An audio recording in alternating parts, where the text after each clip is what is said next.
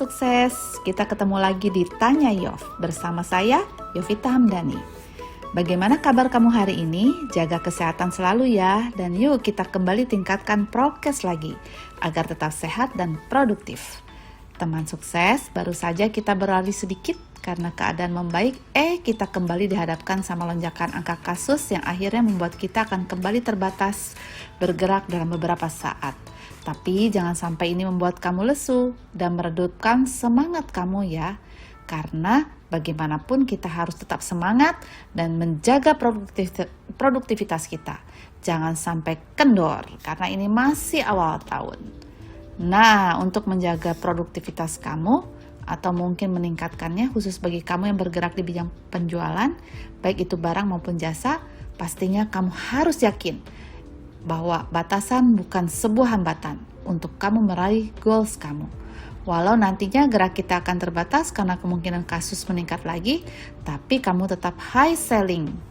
Karena tidak ada batasan untuk kamu melakukan rumus ini. Rumus apa sih itu? Branding plus marketing sama dengan high selling. Loh, emangnya bisa ya branding dan marketing di saat lagi pembatasan seperti ini?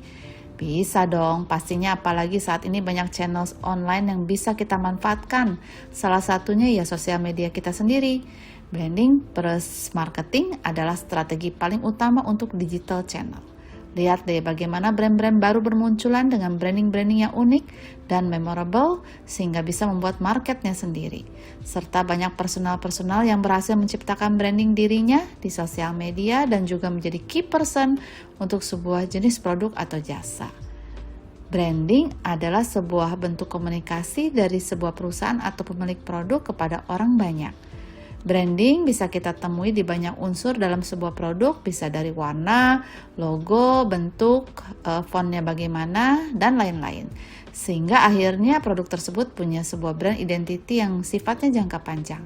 Atau jika kita perorangan, bisa kita temui bagaimana dia membranding dirinya atau menciptakan citra dirinya. Mulai dari seorang yang suka gaya hidup sehat, motivator yang selalu lekat dengan positif energi, semangat, traveler, dan lain-lain. Branding ini juga bisa digunakan para marketer untuk menciptakan image dirinya yang sukses berkat produk atau jasa yang digelutinya. Juga menginfluence sebanyak mungkin orang untuk memperbesar exposure lingkar digital sosialnya. Oh ya, branding itu tidak hanya terbatas tentang menampilkan diri kita saja, tapi juga tentang bagaimana kita bisa memberikan jati diri konsumen terhadap brand kita. Penting banget ya. Lalu marketing, nah kalau udah branding apa mesti marketing? Bukannya branding bagian dari marketing? Kalau saya bilang begini, manfaat yang ditawarkan dalam aktivitas marketing adalah manfaat yang berbentuk fisik, yakni produk yang kamu bawa. Sedangkan manfaat branding adalah membentuk aspek non-fisik seperti ikatan emosional, persepsi, dan sebagainya. Jadi sudah cukup jelas rumus ini bisa menghasilkan high selling kan? Coba deh bayangin ada orang yang merasakan manfaat dari produk yang kamu jual dan dia juga merasa memiliki kedekatan secara emosional dengan produkmu. Pastinya akan terjadi repeat order terus-menerus dan dia juga akan menjadi staf marketing kamu yang akan selalu merekomendasikan produkmu ke semua lingkar sosialnya. Bayangkan jika kamu memiliki lebih dari 10 tipe customer seperti ini, pastinya high selling akan menjadi milikmu. Oh ya, ada catatan khusus juga nih untuk kamu. Dalam aktivitas marketing dan selling, seringkali kita berbicara tentang konsumen mendapatkan apa. Tentu saja di sini merujuk pada barang atau produk yang dijual. Sementara dalam aktivitas branding kita berbicara tentang konsumen menjadi apa. Contoh sederhananya dalam jam tangan merek Rolex misalnya ya. Dalam aktivitas marketing dan selling, maka yang kita bicarakan adalah tentang kualitas bahan, ketahanan dan desain dari jam tangan tersebut. Namun, di dalam branding kita akan bicara bahwa jam tangan Rolex adalah lambang kesuksesan.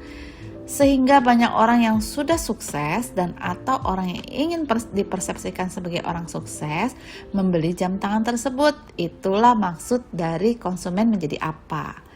Jadinya dengan rumus itu kita bisa mendapatkan nominal besar ya.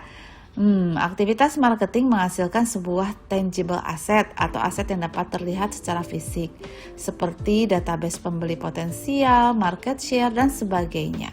Lain halnya dengan branding yang kita bangun dan tawarkan ialah aset yang tidak terlihat atau intangible asset.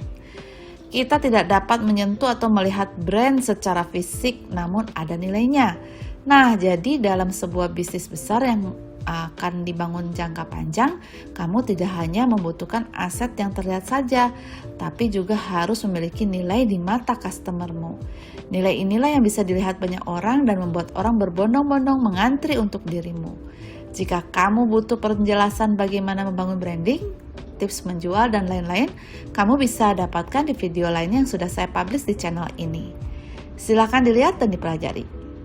Tapi jangan lupa subscribe dan nyalakan notifikasinya dulu. Juga bagikan ke teman kamu ya jika kamu merasa konten ini bermanfaat. Jadi apakah kamu sudah siap high selling tahun ini melalui branding plus marketing? Teman sukses kamu, Yovita Hamdani.